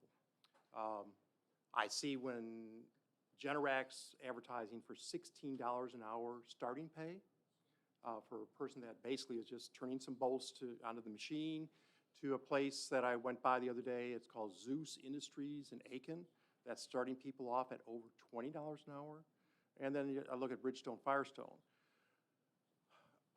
All of our employees in EMS, beginning sheriff and jailers and dispatchers, people in our road crews, all of our clerks, and probably 80–90% of our employees don't even make $16 an hour. And it's really a shame. And we're losing people. A salary survey is not going to cure the problem, but it's going to go ahead and give you a foundation so that you can look at what do we need to do to keep these good employees by setting in motion. So let's just take the sheriff making $32,000 a year basically to start. And let's say it comes in at $38,000. Well, again, you're not going to be able to, we don't have enough money to go from 32 to 38. But we could set forth a plan and say, okay, over the next 2 years or 3 years or 4 years or whatever it is, we're automatically going to start incrementally getting to people where they need to be at. The state gave a 2.5% raise. We gave a 1% raise this year. As was stated earlier, that doesn't even cover, in many cases, insurance and other things, factors that are involved. So I don't want to see us lose employees. I think it's imperative we do this. It's up to you. At the very minimum, we need to look at EMS, the road crews, and the sheriff's department. But I implore you, we really need to look at everyone. And it's not just a salary survey. I mean, anybody can go out there and start making comparisons on salary, but this is what we call a classification and salary survey. So the classification is, what is the job position? You know, what do we have here?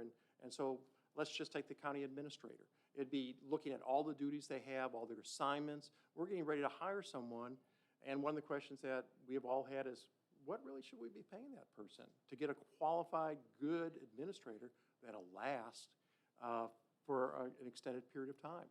And right now, I could give you a feeling, but I don't know exactly what you should be paying that person.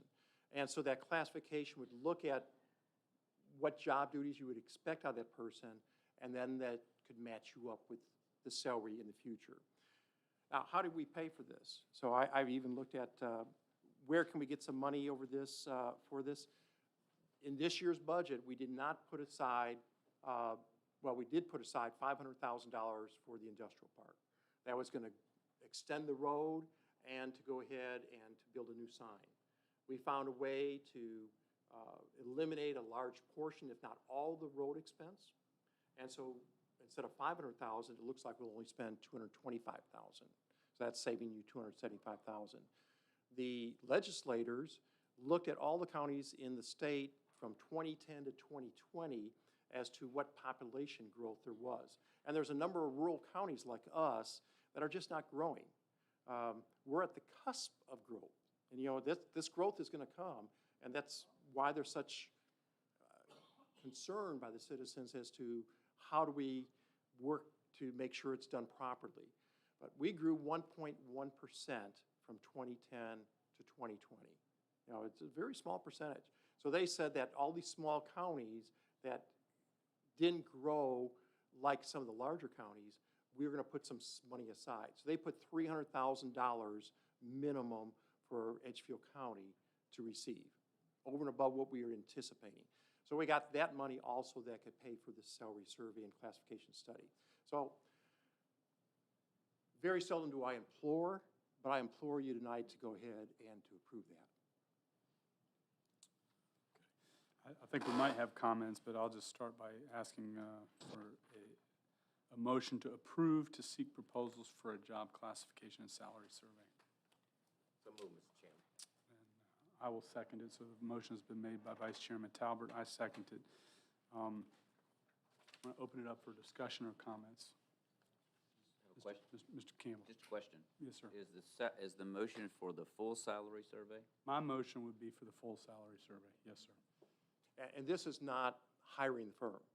This is giving us approval to go out and find a firm and bring back to you a contract. Proposal, yeah. So you will get, hopefully at August or September, we have selected this firm, and here's the contract for 68 or 70 or 75 or 80, whatever the price is, and we'll bring that for formal approval at that time. And at that time, we can decide which line item it's going to come out of, how we're going to pay for it.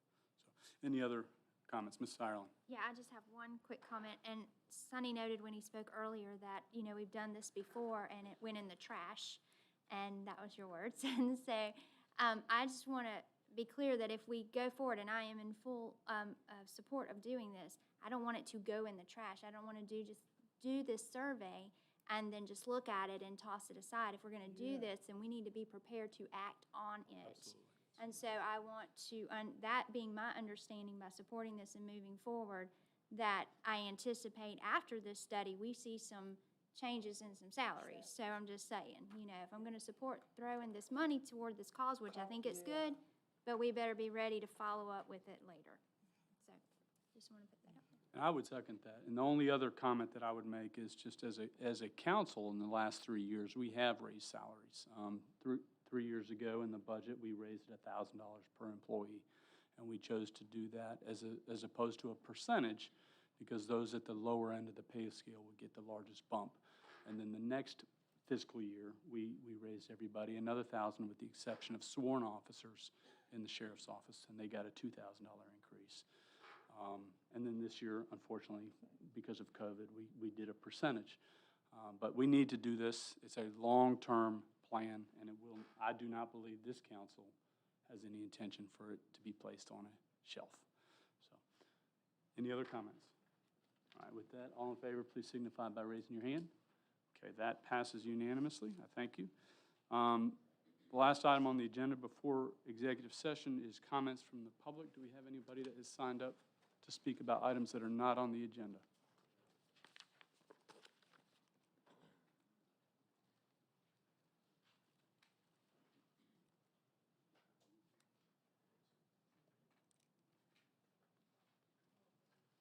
Thank you, Ms. Potts. Appreciate it. We've got three individuals, and they did not write what their subject matter is, but we'll go in order. The first individual is Ms. Pazdowski. We have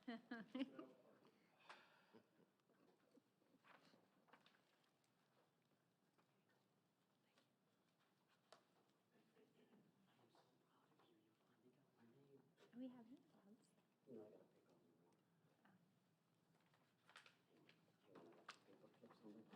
That's okay. That's all right.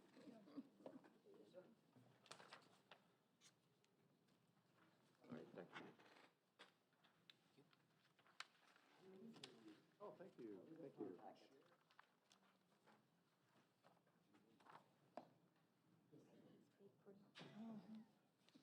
All right, as always, my name is Desdemona Pastatsky, and for the first time, Mr. Cooper got it right.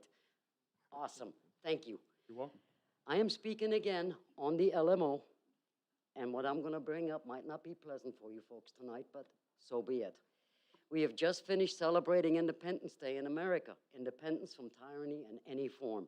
Yet here I stand addressing County Council to remind them that we are in fact a free people and will continue to fight to stay free, to live on our own property in the manner we choose. The unanimous declaration of the 13 United States of America, when in the course of human events it becomes necessary for one people to dissolve the political bands which have connected them with another, and to assume among the powers of the earth the separate and equal station to which the laws of nature and of nature's God entitle them. A decent respect to the opinions of mankind requires that they should declare the causes which impel them to the separation.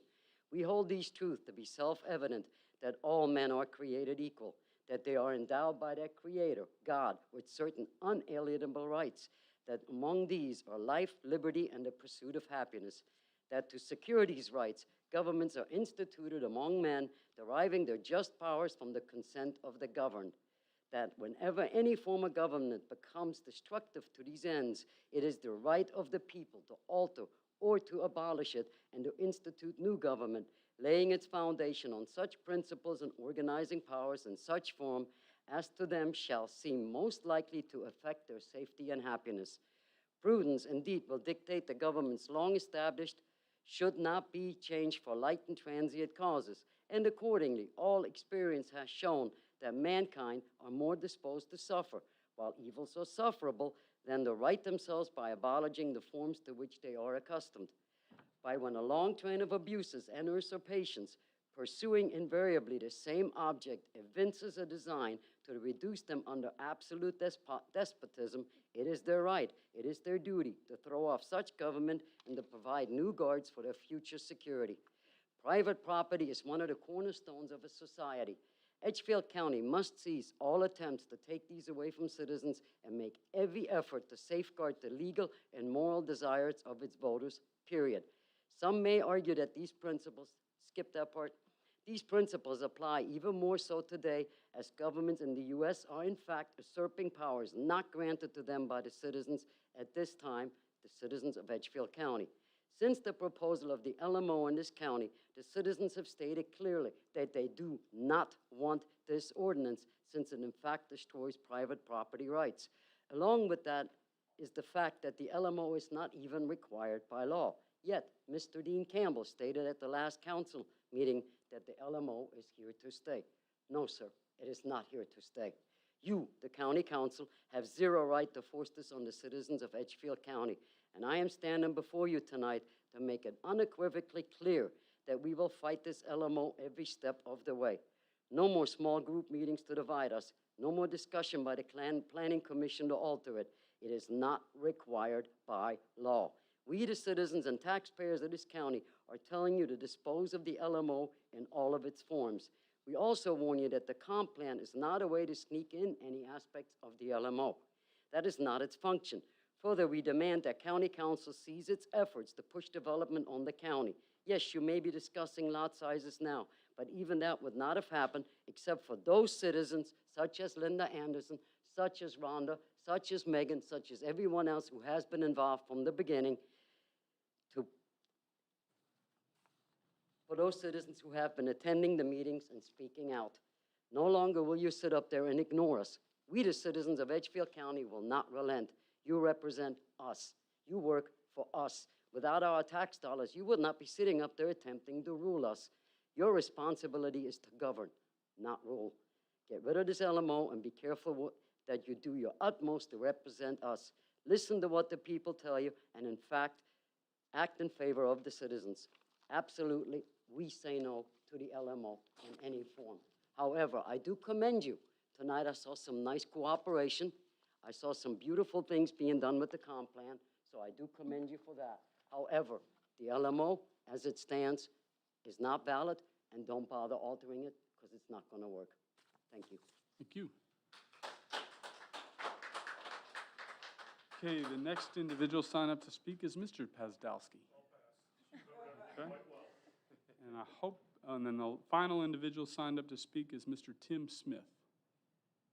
Is Mr. Smith still here? Okay, since he is not here, thank you for your comments. The next item on the agenda is we do have an executive session to discuss a legal matter tonight with our county attorney, so I would entertain a motion to go into executive session. Motion has been made by Chairwoman Ireland and seconded by Dr. Kenyon. Is there any discussion? All in favor, please signify by raising your hand. Okay, that passes unanimously. It is 7:53. We'll be back in a few minutes.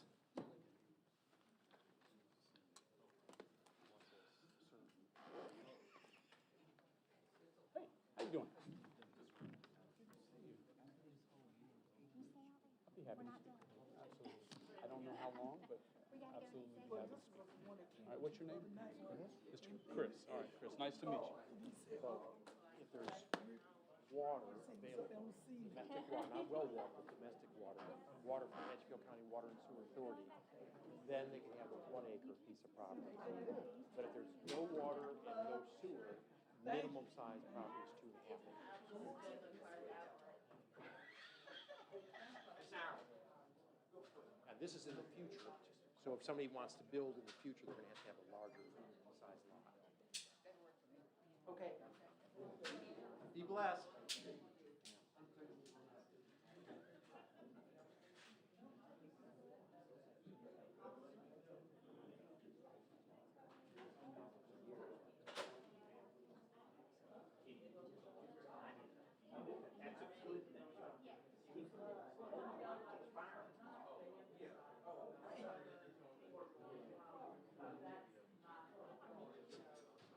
Can you sit right here for a second?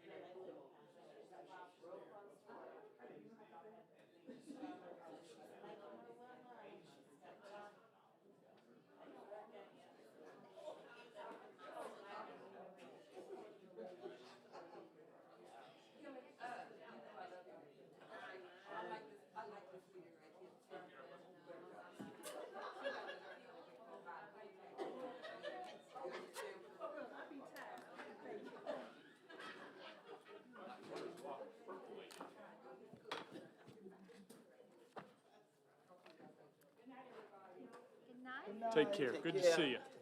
Camp.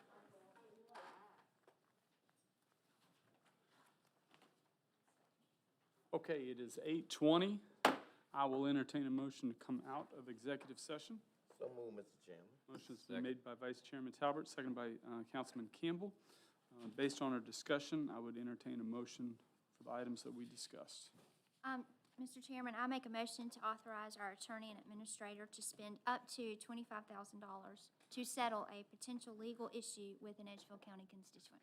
Second. Motion's been made by Councilwoman Ireland, seconded by Dr. Kenyon. Is there any discussion? Seeing none, all in favor, please signify by raising your hand. Okay, that motion passes unanimously. Next item on the agenda is comments from our county administrator. Of course, I can't find my notes, so I'm going to kind of wing it until I do, which you know I do that a lot, unfortunately. One of the things I did want to mention to you is that we have talked an awful lot about development and how much development's been going on. During the first 6 months of this past year, we had 98 homes that were developed, and last year at this time, we had 94. So we're, as far as single-family homes, we're right about where we were at last year. The interesting thing about it is the single-family homes had a value of over $10 million more than it was this time last year for about the same amount. So you hear about lumber and other material prices going up. That's reflected in the value of the number of homes for single family. They went from 23.7 million in the first 6 months of last year. This time, 33.7, or over $10 million more in value for the same amount. Solar. Solar was one of the things that was mentioned many times in the small groups that we had, especially as you get into more of the rural areas. One of the things that the legislative folks did is they have regulated and asked DHEC to come up with a number of regulations on the end of life for the solar farm. What do we do with these solar panels? What do we do with the batteries? What do we do with all these things that could hurt the environment? So they're supposed to come up with regulations to take care of those items. That's the good news. The bad news is they got over a year to come up with those regulations. Then they go back to the legislature body to go ahead and approve that.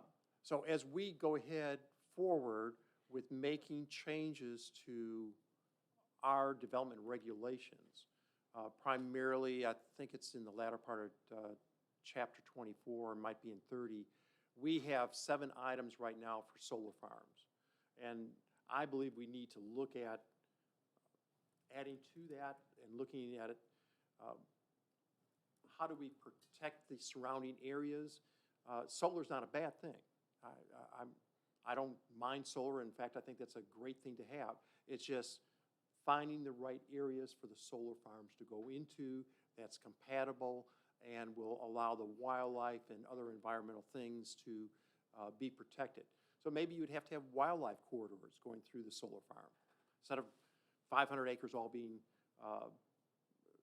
fenced in, maybe you divide it and allow 4 sections, each one with 125 acres with corridors going through where wildlife could get through those areas. So you probably would need some kind of wildlife expert or opinion to talk about some of these things. I don't have those kind of facts, but we will be looking at these things as we look at that as a special condition for solar farms over the next couple of months. Small group meetings, essentially we're completed on that. Some of the major items that came out of it, and we try to put this onto a 1-page sheet of paper. I always, when I get a report, I go right to the executive summary, I'll have to be honest. And then if I find something interesting, then I might dig into it further. So we have got this down to 1 page. We're going to be giving this to the Planning Commission, going over with the Planning Commission, the various items from the small group meetings. But essentially, especially on the southern end of the county, they're concerned about density. How do we control density? What do we do with that? Northern end, we don't want zoning. Not saying 100% are feeling that way, but a large percentage of folks would prefer not having any zoning. So again, as I stated earlier, we have a map currently that shows, if you look at it, it was all white on probably 80% of the map. The new map shows 100% of it green or some other color, showing it being zoned. So we'll be looking at that as to how do we go ahead and take our existing map, our existing regulations, and making some modifications to it to fit what the residents within each of these areas are wanting to see happen. I wish I could sit here and say we're going to satisfy everybody, but I'm not that naive, and I know we're just going to have to work with people to get them to work with us to come up with the best plan possible for the next 10 years. Understanding that no matter what we come up with, council and the planning commission can always modify and change it as we go along. So if we don't get something right, or we are too restrictive or not restricted enough, we could always make some modifications to it. So that came out of the small group meeting. They're concerned about PD's plan development. That was Heritage Place, and that maybe we need to have more regulations. The whole idea about a PD, and I think most of you understand that, is that a PD gives you as council the ability to work with the developer and the citizens there to come up with a plan that maybe we aren't 100% satisfied, but at least we could all walk out and say, we have worked together to try to come up with something that best fits this area. And you have to look at it almost on a case-by-case basis. What fits well next to Williams Road may not fit well on the northern part of the county where Councilmember Talbert is at. And certainly probably would not fit the same way if you're looking right on the very southern portion of the county. So we need to work on that and look at those regulations and look at the fees that are associated with some of those regulations that the developer has to pay for that. Another thing that they said, we need to have less restrictions, especially from an architectural viewpoint and overlays. They added several overlays to this LMO. People struggle still with the overlays that we put into place in 2012. And I think as we need to go forward, we could add more overlays or expand more overlays. But again, let's get what we have right now right. And then we could go ahead and, as we see areas wanting to develop or change, then we could add overlays and add other things. Those are the things that we're going to be talking to the Planning Commission about Thursday night. Hopefully getting a group that could work with this almost on a weekly basis so we could start meeting and hashing these things out so that we could get something back to council, as I said, September, October timeframe. September probably to the Planning Commission, and then October, November to the County Council. So that's where we are at small group. Each of you will be getting one of these over 2 hands soon. My name is not Vanna, so it's hard to do that. Marketing plan.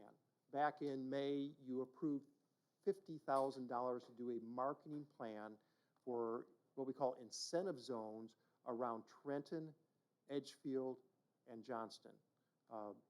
Councilman Campbell has been working very closely with us and with the EDP to come up with this plan.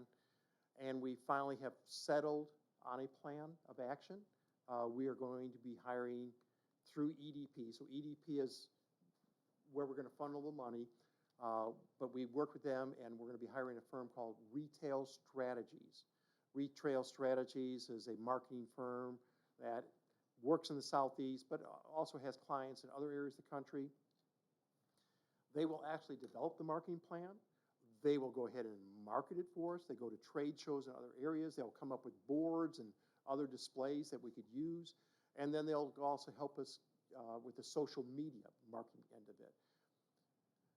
As we start looking at the American Recovery Plan, those are that $5.3 million, of which we got 2.65 already.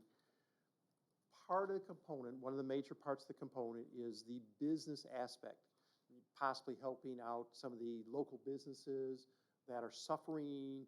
How do we go ahead and help out some of the citizens in the future with more businesses or changing how they could go ahead and get goods and services. So this marketing plan is going to go ahead and say, yeah, we're just need more retail, maybe for drugstores or grocery stores or some other, in particular areas of the county, especially in these incentive zones. So because that's part of the American Recovery Plan, I believe, that we could go ahead and use that money to pay for this. So one of the components that we have put into their proposal that we are signing says that they will work with us to come up with the language and the right type of application so that we could recover these funds fully through the American Recovery Plan. What this will allow us to do is not only will we be able to have this plan for the first year that we have funded, but if we want to go ahead and fund it maybe for another second year or third year or expand it, we could do that. And so instead of $50,000 leaving the county funds, we could keep that $50,000 and use the American Recovery Plan to pay for it. So that's moving along real well. You had given us a July 1 tentative deadline, and we have met that, and I thank Mr. Campbell for assisting us with that. EMS. We have some great employees and great directors, and I would say this, whether or not Garrett Lynn was in this audience or not, and I believe he is here tonight. But we have had a number of department heads that have worked with us that have come up with just some unique ways of saving money. You know, we talked about Leanne and the savings that she has come up with over the years. So he has come to us with a couple of different things. One, just on the internet. He was able to find an internet supplier. We've been using AT&T, not only with EMS, but throughout the rest of the county. We're paying approximately, just for EMS, $750 per month. He found a provider that we only have to pay $250. We said, AT&T, thank you, but we are no longer requiring your services. That's going to save us alone about $5,000 a year. Another way is they got 42 oxygen tanks. Each of those we rent, and then we have to pay to refill them as necessary. The 42 tanks, we were paying $850 per month for that rental. We found a supplier, or he found a supplier, for $170 a month. He also found the exchange rate going from $18.13 down to $4. That's going to save about $8,000, not just one time, but year after year after year. So Garrett is one of those individuals that is really looking for ways to save the county some money. I know I've been working with the sheriff. He's found some other areas like that. I think what, I keep wanting to call him Sonny Reel, Charles Reel, our clerk of court, you know, with his archives, that's going to save us money in the future and help us out. And you have some really great employees.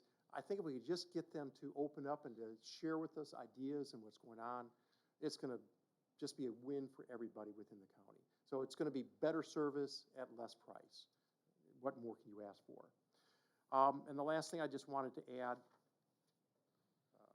was the Edgefield County Water and Sewer Authority. Two of the council members, Councilmember Telbert and Ireland, met with John Hare. Part of the $5.3 million can be used for water, sewer, broadband, storm drainage. So we talked to him about a number of projects, and he and I met again today, and we finally feel that we have a project that we would like to bring to council if you would like to entertain that, and that's they need to do a master plan. You know, just like we talked about the classification study, a master plan for the water would be looking for 20 years or longer. Where do they need to go ahead and reinforce some of those water lines? Where they need to extend it? What about that water plant? Right now, their water plant can provide 8.85 million gallons per day. What's the projection going to be 10 years from now? Do they need to expand to 10 million, 12 million? Where do they get the raw water from? Where do they expand? How do they expand? There's just a number of questions, and so they need to hire an engineering firm to do a master plan. The master plan will probably take 10 to 12 months. It'll probably cost about $200,000, but it will help everybody within the county as we look at future water supply to every area of the county, but especially the areas that are currently served, but the areas that we know we need to serve.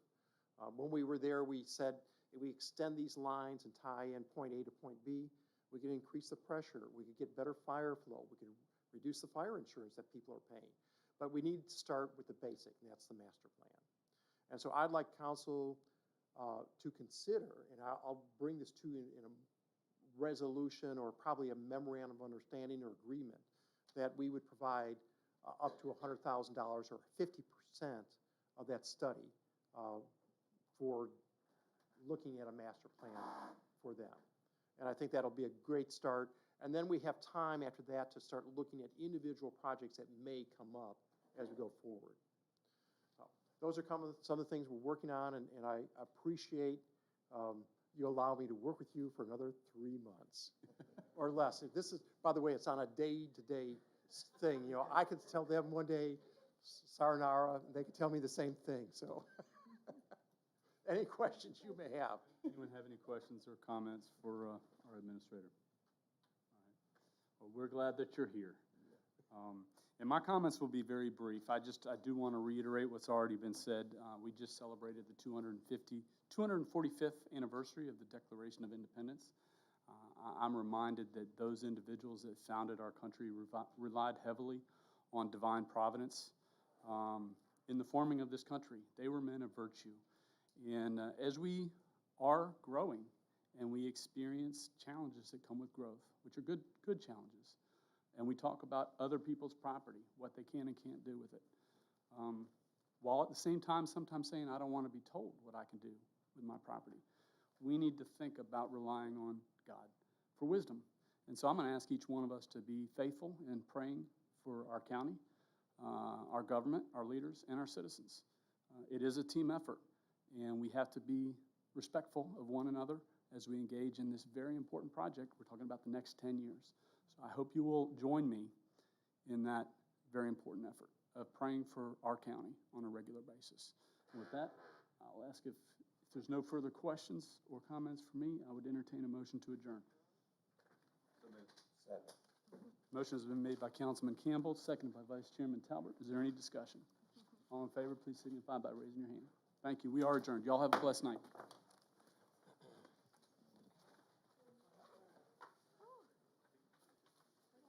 This marathon meeting.